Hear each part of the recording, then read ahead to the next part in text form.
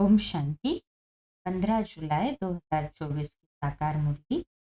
बाबा कहते मीठे बच्चे, देह अभिमान आसुरी कैरेक्टर है, उसे बदल दैवी कैरेक्टर्स धारण करो तो रावण की जेल से छूट जाएंगे। प्रश्न, हर एक आत्मा अपने पाप कर्मों की सजा कैसे भोगती, उससे बचने का साधन क्या है? उत्तर, हर एक अपने पापों की सजा एक तो गर्भ जेल में भोगते, दूसरा रावण की जेल में अनेक प्रकार के दुख उठाते हैं। बाबा आया है तुम बच्चों को इन जेलों से छुड़ाने, इनसे बचने के लिए सिविलाइज्ड बनो। शांति।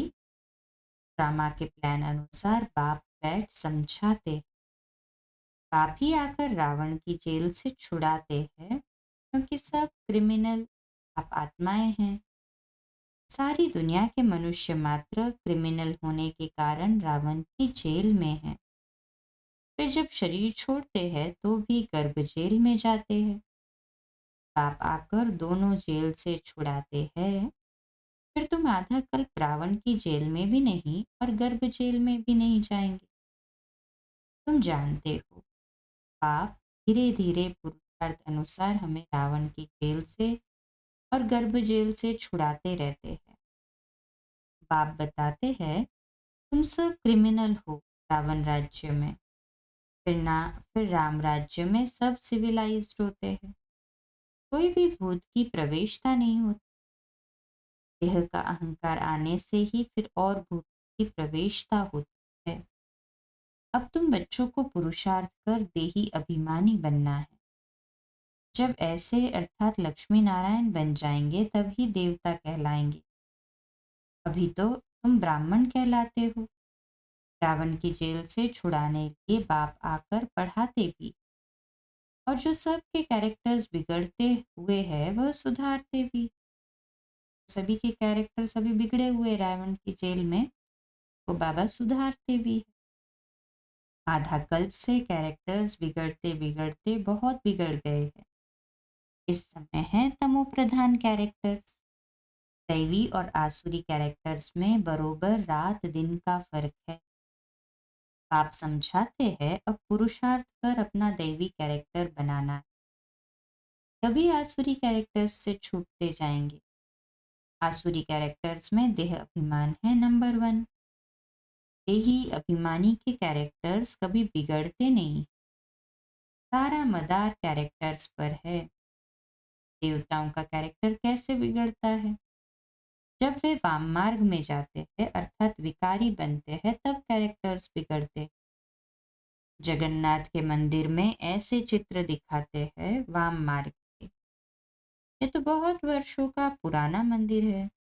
ड्रेस आदि देवताओं की ही है। दिखाते हैं देवता वाम मार्ग में कैसे जाते हैं। पहली पहली क्रिमिनलिटी है ये। कामचिता पर चढ़ते हैं, फिर रंग बदलते बदलते बिल्कुल काले हो जाते। पहले पहले गोल्डन एज में है संपूर्ण गोरे, फिर 2 कला कम हो जाती है। त्रेता को स्वर्ग नहीं कहेंगे, वह है सेमी स्वर्ग। आपने समझाया है, रावण के आने से ही तुम्हारे ऊपर कट चढ़ता शुरू हुई है। पूरे क्रिमिनल अंत में बनते हैं। अभी 100% क्रिमिनल कहेंगे। 100% वाइसलेस थे, फिर 100% विशियस बने। अब आप कहते हैं सुधरते जाओ। ये रावण का जेल बहुत बड़ा है। सबको क्रिमिनल ही कहेंगे, क्योंकि रावण के राज्य में है ना। राम राज्य और रावण राज्य का तो उनको पता ही नहीं है। अभी तुम पुरुषार्थ कर रहे हो राम राज्य में जाने का। संपूर्ण तो कोई बना नहीं है। कोई फर्स्ट, कोई सेकंड, कोई थर्ड में है। अब बाप पढ़ाते हैं, दैवी गुण धारण कराते। देह अभिमान तो सब में है। जितना जितना तुम सर्विस में लगे रहेंगे उतना देह अभिमान कम होता जाएगा। सर्विस करने से ही देह अभिमान कम होगा। देही अभिमानी बड़ी बड़ी सर्विस करेंगे, बाबा देही अभिमानी है तो कितनी अच्छी सर्विस करते हैं। सभी को क्रिमिनल रावण की जेल से छुड़ाए सदगति प्राप्त करा देते। वहां फिर दोनों जेल नहीं होगी, यहाँ डबल जेल है। सतयुग में न कोर्ट है, न पाप आत्माएं हैं, न तो रावण की जेल है। रावण की है बेहद की जेल। सभी पांच विकारों की रस्सियों में बंधे हुए है। अपरम अपार दुख, दिन प्रतिदिन दुख वृद्धि को पाता रहता। सतयुग को कहा जाता है गोल्डन एज, त्रेता को सिल्वर एज। सतयुग वाला सुख त्रेता में नहीं हो सकता, क्योंकि आत्मा की दो कला कम हो जाती। आत्मा की कला कम होने से शरीर भी ऐसे हो जाते। तो ये समझना चाहिए कि बरोबर हम रावण के राज्य में देह अभिमानी बन पड़े हैं। अब बाप आया है रावण की जेल से छुड़ाने के लिए। आधा कल्प का देह अभिमान निकलने में देरी तो लगती, बहुत मेहनत करनी पड़ती। जल्दी में जो शरीर छोड़ गए वह फिर भी बड़े होकर आए कुछ ज्ञान उठा सकते। ना देरी होती जाती है तो फिर पुरुषार्थ तो कर न सकते। कोई मरे फिर आकर पुरुषार्थ करे, सो तो जब ऑर्गन्स बड़े हो, समझदार हो, तब कुछ कर भी सके। देरी से जाने वाले तो कुछ सीख नहीं सकेंगे। जितना सीखे उतना सीखे, इसलिए मरने से पहले पुरुषार्थ करना चाहिए। जितना हो सके इस तरफ आने की कोशिश जरूर करेंगे। इस हालात में बहुत आएंगे। झाड़ वृद्धि को पाएगा। समझानी तो बहुत सहज है। बॉम्बे में बाप का परिचय देने के लिए चांस बहुत अच्छा है। ये हम सब का बाप है। बाप से वर्षा तो जरूर स्वर्ग का ही चाहिए। कितना सहज है। दिल अंदर गदगद होना चाहिए। यह हमको पढ़ाने वाला है। यह हमारी एम ऑब्जेक्ट है। हम पहले सदगति में थे, फिर दुर्गति में आए, अब फिर दुर्गति से सदगति में जाना है। शिव बाबा कहते हैं, माम एकम याद करो तो तुम्हारे जन्म जन्मांतर के पाप कट जाएंगे। बच्चे जानते हो, जब द्वापर में रावण राज्य होता है तो पांच विकार रूपी रावण सर्वव्यापी हो जाता है। जहाँ विकार सर्वव्यापी है वहां बाप सर्वव्यापी कैसे हो सकता है। सभी मनुष्य पाप आत्माएं हैं ना।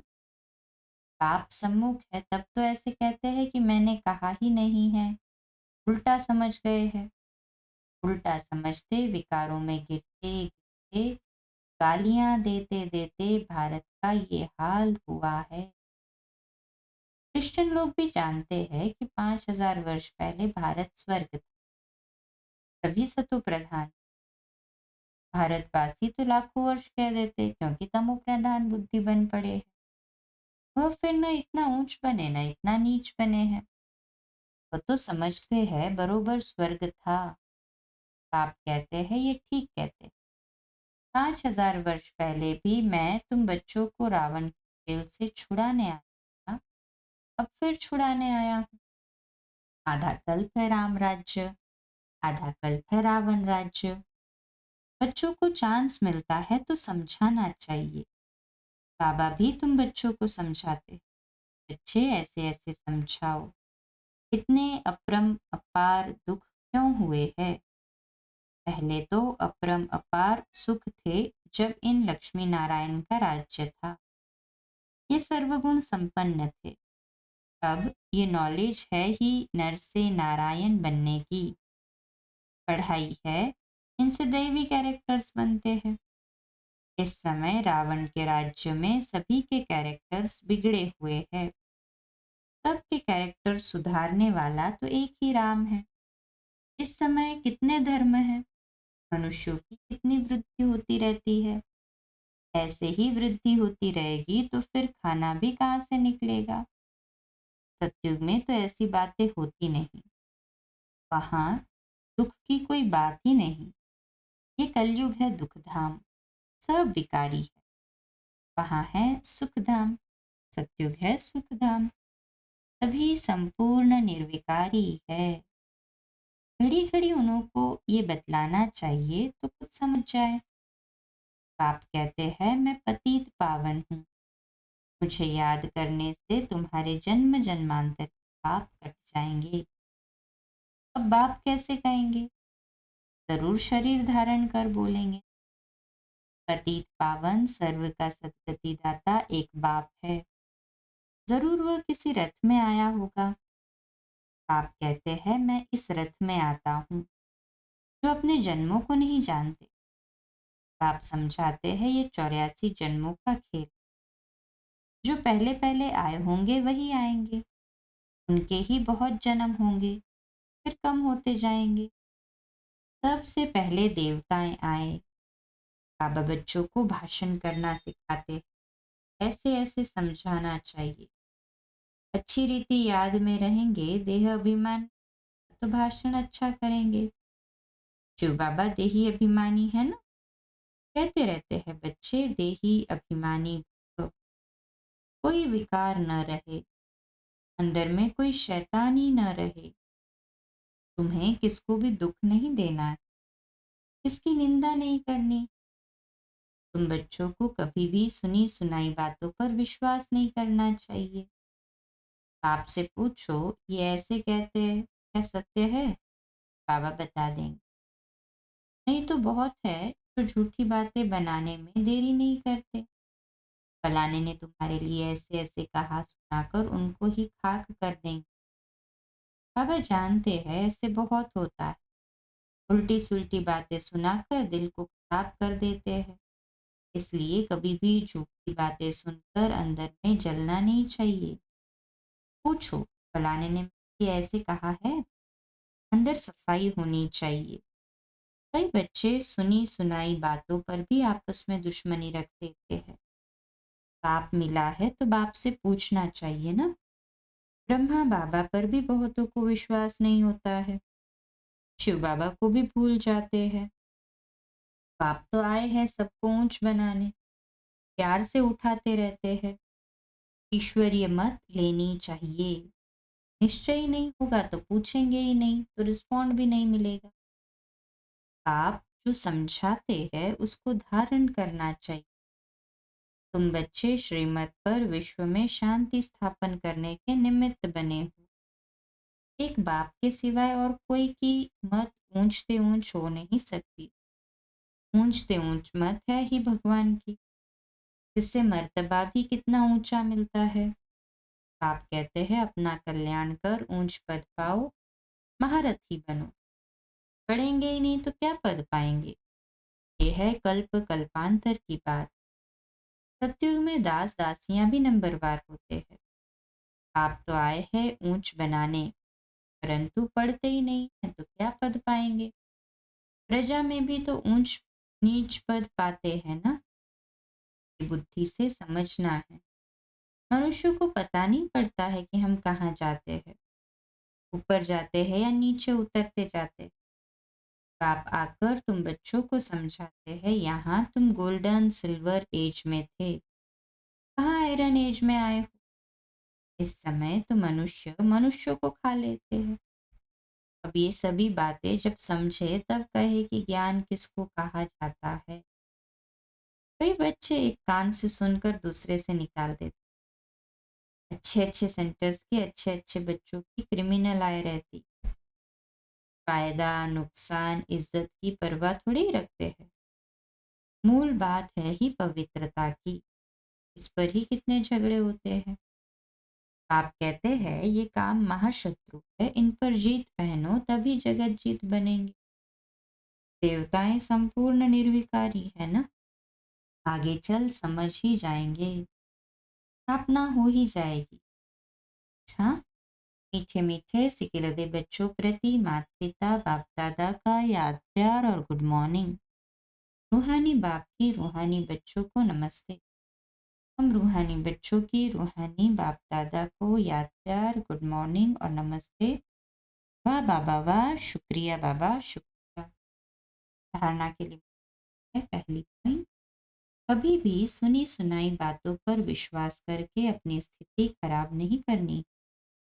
अंदर में सफाई रखनी, झूठी बातें सुनकर अंदर में जलना नहीं है, ईश्वरीय मत ले लेनी है। दूसरी पॉइंट, यही अभिमानी बनने का पूरा पुरुषार्थ करना है, किसी की भी निंदा नहीं करनी, फायदा नुकसान और इज्जत को ध्यान में रखते हुए क्रिमिनल आय को खत्म करना है। पाप जो सुनाते हैं उसे कान से सुनकर दूसरे से निकालना नहीं है। बाबा जो सुना पूरा अंदर धारण करना है ना। कहे हाँ जी बाबा। मीठा वरदान, त्रिकालदर्शी की सीट पर सेट हो, हर कर्म करने वाले शक्तिशाली आत्मा भव। सुमान, मैं शक्तिशाली आत्मा हूँ, मैं शक्तिशाली आत्मा हूँ। विश्लेषण, जो बच्चे त्रिकालदर्शी की सीट पर सेट होकर हर समय हर कर्म करते हैं, वो जानते हैं कि बातें तो अनेक आनी होनी है, चाहे स्वयं द्वारा, चाहे औरों द्वारा, चाहे माया व प्रकृति द्वारा।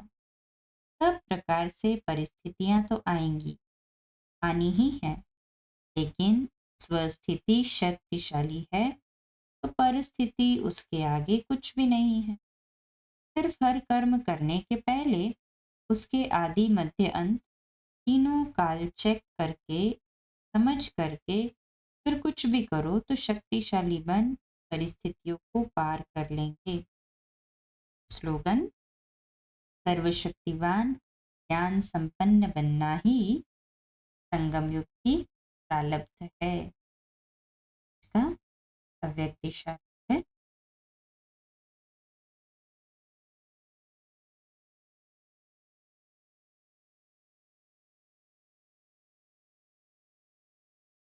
अपने समय को, सुखों को, नाम शान मान सर्व प्राप्ति की इच्छा को कुर्बान कर देने की इच्छा को छोड़ देने वाले महादानी बनो, तब कहेंगे परोपकार की भावना से संपन्न। अपकारी पर उपकार की वृत्ति वही रख सकते हैं का मन स्वच्छ हो। यदि स्वयं के प्रति व अन्य के प्रति व्यर्थ संकल्प आता है तो स्वच्छ मन नहीं है। स्वच्छ मन, क्लीन और क्लियर बुद्धि हो, तब परोपकारी बन सकेंगे। अच्छा, कम बोलो, धीरे बोलो, मीठा बोलो, सत्य बोलो, सोच समझ कर बोलो।